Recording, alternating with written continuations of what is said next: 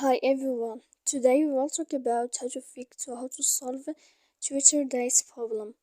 To know how to fix or how to solve Twitter dice problem, you should just go to settings like this. You will click. After that, in this page, you will go to apps, default apps, app settings. When you will see this list, you will go down to find the application of Twitter and you will enter.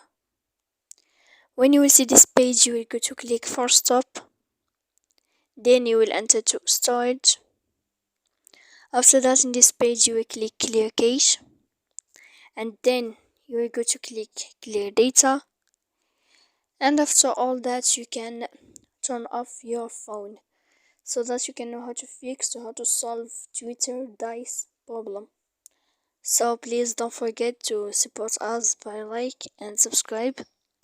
See you next time in another video, and thank you for watching.